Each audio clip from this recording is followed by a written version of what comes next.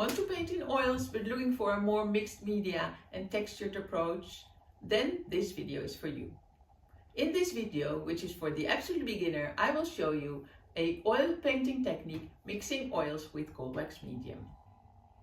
Hi, I'm Marina. I'm super passionate about painting with coldwax and oils, and I'd love to share it with you. Adding coldwax to your mix will change your creative process completely, as the rule fat over lean that applies to traditional oil paints no longer applies when you mix in the coldwax medium. This video should get you started to paint in coldwax and oils. Of course, I will talk about what the coldwax is, why you should mix it to your paints, the substrates, the tools, the texture tools, the drawing tools, and so much more. And if you stay till the end, I will give you a code with 20% off my class, Coldwax and Oils, the Basics. So let's get started. First of all, let's talk about the coldwax. Coldwax is a medium that thickens the paint. It looks like this. It's very soft but creamy. It has a thick consistency. Most of the painters will use the Gamblin of other brands, but I make my own. This is my own. It's a bit thicker than the Gamblin. And I will leave the recipe in the notes below, so you can make it yourself too. It's made from beeswax, damar resin, and a solvent.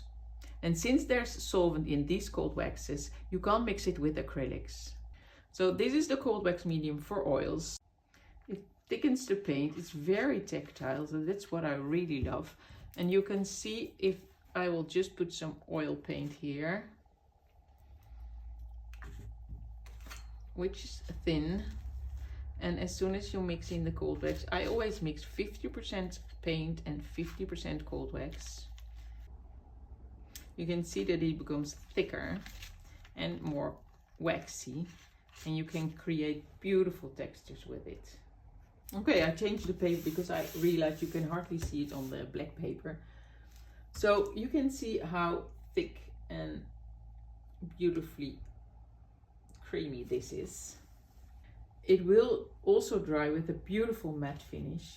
Like I said, the best part is that the rule fat over lean, which applies to traditional oils, no longer applies when you mix in the coldwax medium in oils, which give you an enormous freedom to create. You don't have to worry about putting solvent in it or mediums. Just mix in the coldwax in every layer and you'll be fine.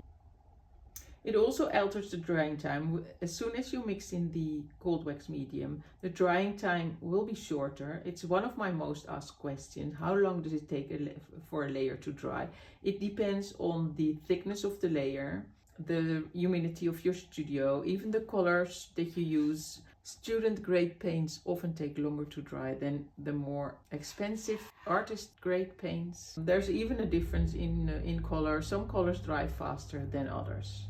So it's a difficult question to answer, but most of the time when I do a whole layer of coldwax and oils, I can work on it the next day.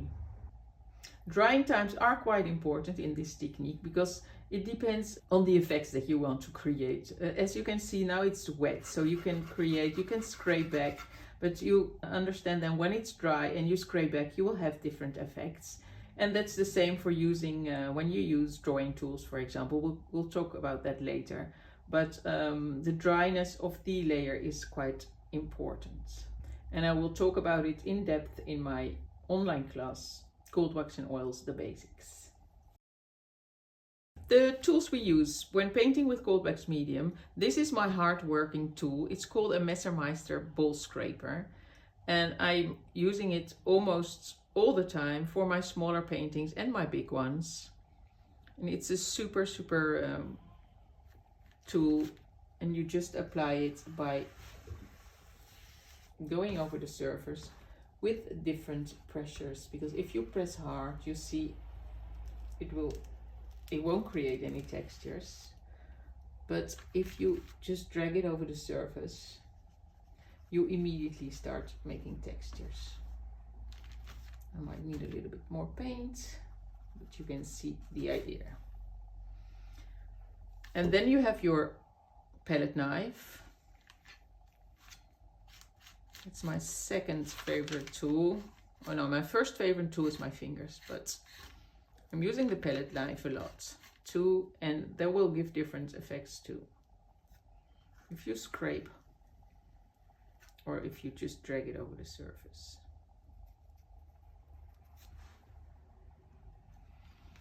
There's a brayer too.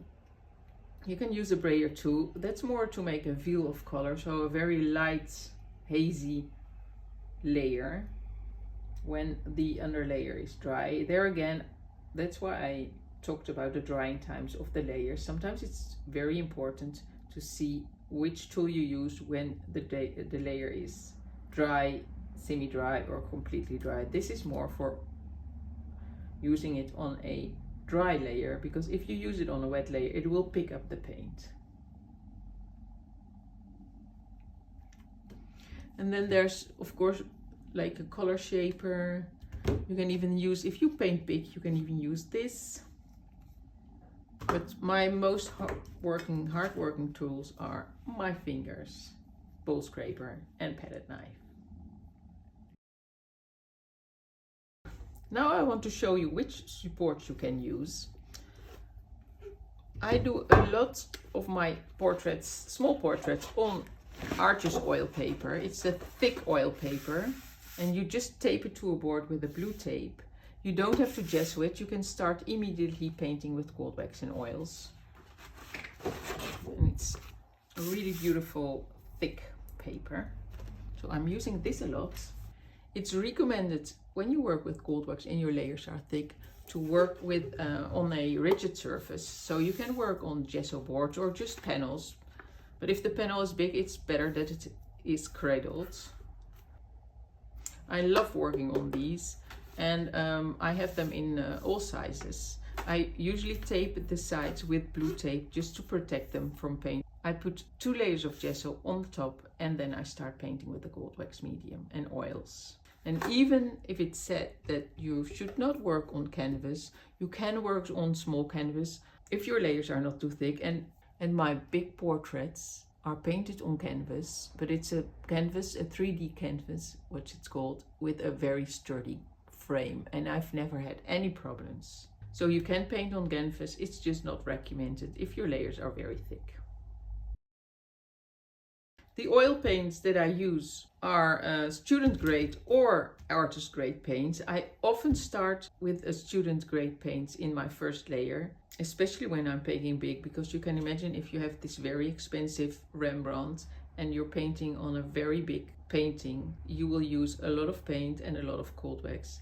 So like I said, I often start with 2 layers of gesso. Then sometimes I do a layer of acrylics just to get the color on the canvas. And then I start with at least 1 or 2 base layers of student grade paints mixed with coldwaxmedium. And like I said, I always mix 50% coldwaxmedium with 50% paint to start with. You can also use water soluble paints and mix them with coldwaxmedium. It's just that as soon as you mix in the coldwaxmedium in your water soluble paints, you can no longer thin them down with water and they become just normal oil paints. Since this is a layering technique, it's important to create textures in the first layer so your other layers will shine through. And as you can see, I have a whole box with texture tools, and most of them, they're just from the kitchen, this hardware store, somewhere in my garage, cookie papers, something to drag through your paint, some lace, a cap. There are so many texture tools that are fun to use. I will show some of them. So I apply my paint with the bowl scraper. And there again, it's important just to get used to the thickness, because if it's too thin, like here, you hardly can create any textures. You see, here it's a bit better, but if it's thick, you make thicker textures.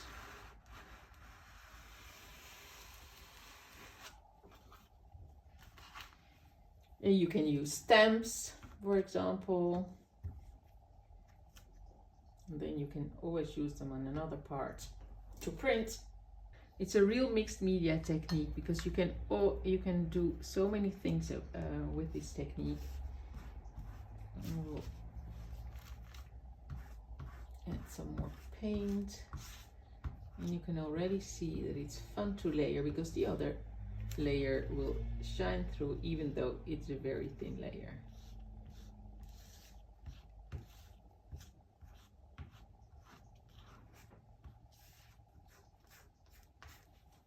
This I already love this.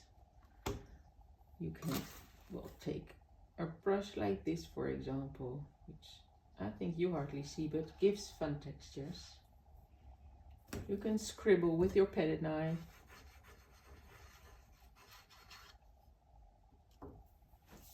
So lots of texture tools. You can use stencils, which is fun too.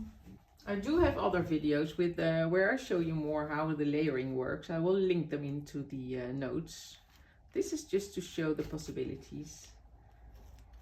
And I'm using my palette knife when I use the stencils. And I hardly ever use the whole stencil, just a part of it. Right, just flatten it a bit. This is already fun. But of course, usually I will first fill up the whole paper before starting to make these textures. I always use kitchen paper to wipe my tools. I will also show you some drawing tools. I will soon make a more in-depth video about all the drawing tools possible, but these are the ones I use most. My absolute favorites are the Neocolor tools. But I can't really use them because it's still wet. You have to use them on a dry background. You can use soft pastels just to scribble, and often these scribbles will disappear, but sometimes they will just reappear. So it's really fun to use some of these drawing tools. Of course, this will smudge. So if you don't want it to smudge, you can fix it with a fixative before continuing to paint.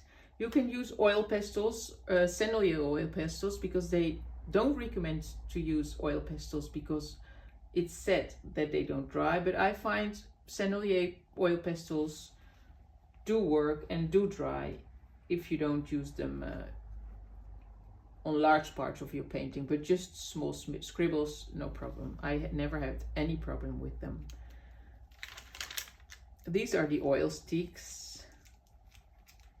They work really, really well. I love them. But as I said, you have to do it on a dry background, because you will see if you do it, you will just dig in the paint well, it does work, but it's better to let it dry because it will pick up the paint. And then we have, this is a big oil stick from Sennelier. I haven't used it for a while, so there is a skin on it and you have to take the skin off with your palette knife. It's just drying. It's really, really lovely. And then you have these RNF pigment sticks, which are great to make scribbles too. There's a skin on them too, so you have to take that off first.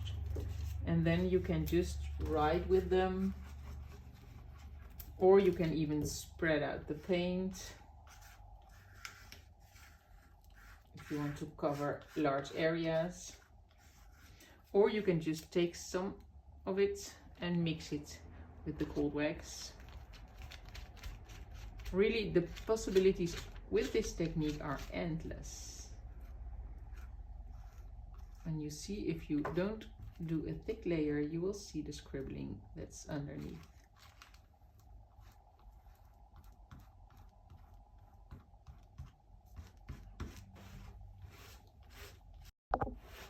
And these are the Neocolor tools. It's a pity I can't really show how they work, but they're soluble wax crayons, so they work on the cold wax when dry. And I really especially love it when you have a lot of texture and you just go over them, so they will just stay on top of the textures, which gives a beautiful result.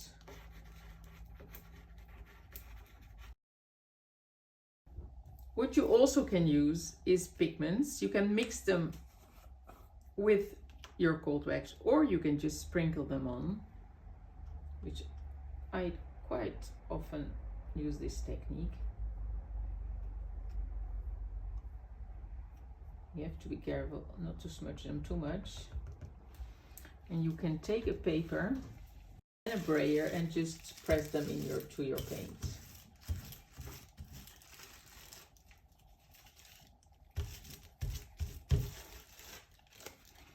And you can do the same with charcoal powder, pen pastel. Well, there are plenty of other possibilities, but I don't want to overwhelm you with everything, so I'm just giving you the ideas. And there's so many possibilities. I think most important is when you're really starting out with cold wax medium and you have never done it before, the only thing that you need is Arches oil paper or other oil paper. You can use mixed media paper too. Then you need, of course, the cold wax medium, homemade or other. You will need the tool to apply it. So a bowl scraper, a palette knife, or you can even use an old credit card just to apply the paint. Then you need some oil paints. Start with student grades, which is fine to start with. And the rest is all optional. All the drawing tools are optional. The texture tool, well, the texture tools are so much fun. You don't really have to go to the store, but just look around in your house, in your garage. You will find tons and tons of texture tools to create interest. So that's the only thing you need to get started. I didn't even speak about the collage and the masking technique and the other technique. There are lots and lots of more advanced techniques, but this is all you have to know about starting with cold wax medium. So get out your cold wax medium, tools, paper, and start to practice. And I really love seeing your cold wax work. One more thing I like to tell you is how to clean your tools. I'm using either baby oil with kitchen paper or baby wipes to clean tools, hands, hair, palettes, everything. So baby oil and baby wipes. So this is what you need to get started. There are two books that I can recommend. One is more like a cold wax Bible with all the concepts and techniques possible. That one is called Cold Wax Medium Techniques, Concepts and Conversations by Rebecca Crowell. And the other one is a more practical one, the one that I preferred when I just started out, because the other one is a bit overwhelming. That's Serena Burton's book, Wabi Sabi Painting with Cold Wax, adding body, texture and transparency to your art. And that's exactly what we want to do.